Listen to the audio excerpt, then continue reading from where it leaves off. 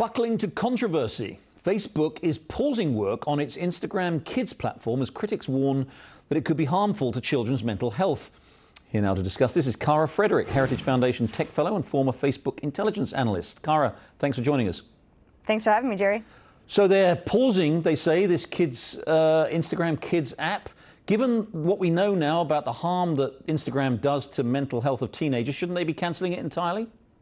They absolutely should. I mean, I really think this is a PR stunt, and the proof is in the pudding. Because Facebook knew about this internal research about how toxic its platform was to young girls in 2019 and 2020.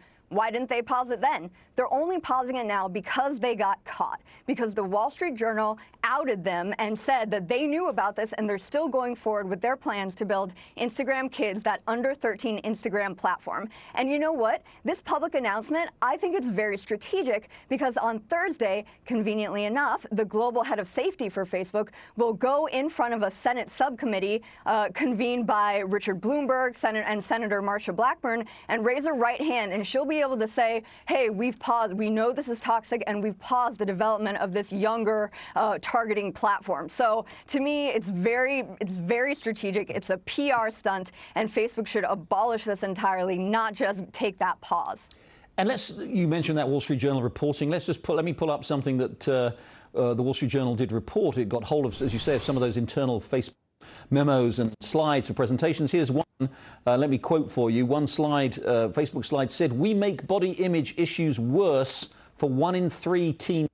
Facebook senior official acknowledging the damage that they do, and somehow still think it's a good idea maybe to continue with this?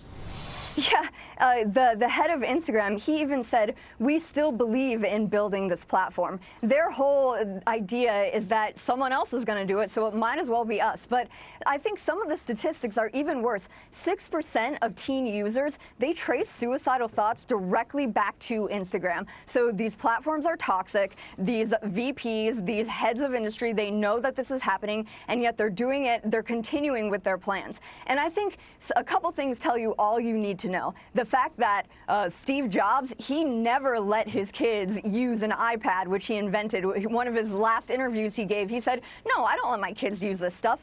Bill Gates, he severely limits his children's screen time. And then Sundar Pichai of Google, he admitted to the New York Times in 2018 that he doesn't let his then 11-year-old son have a phone. And then a year later, Google, because they own YouTube, was slapped with a $170 million fine by the FTC because they collected information on children under 13 without parental consent. This was in direct contravention of the Child Online Privacy Protection Act, and yet his own son doesn't have a phone. They're happy to do it to your kids, but their kids, absolutely not. They recognize how bad these platforms are, yet they're forging ahead. They're going to do this PR stunt, but that's not the end of the story. It's incredible. It's like, as you say, it's kind of like drug dealers protecting their own kids while selling drugs to other people. Cara, you know the company well, Facebook. What should be done about it? I mean, it's under fire on all fronts. The Wall Street Journal reporting was not only about, the Instagram and the damage it does to teens' mental health, but they know that their algorithms generate hatred and generate the most extreme responses. They know that they have special privileges for certain people. I mean, this company is enormous. It's incredibly influential. It's under a lot of political. What do you think we should do about it?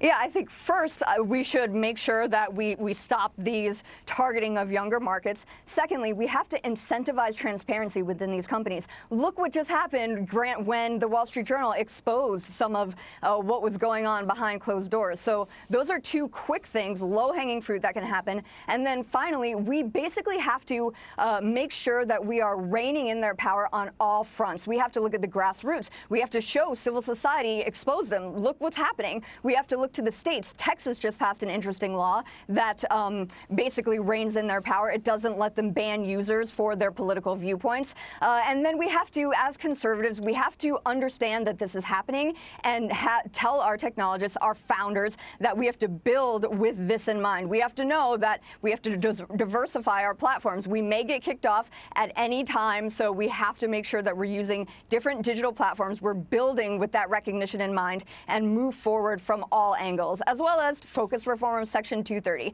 You hear it all the time, but these companies have liability. We need to align that protection back with Congress's original intent in 1996. So a four-pronged, multifaceted approach. It's not going to go away anytime soon, but we have to try. We got it all. Thanks very much indeed, Cara Frederick.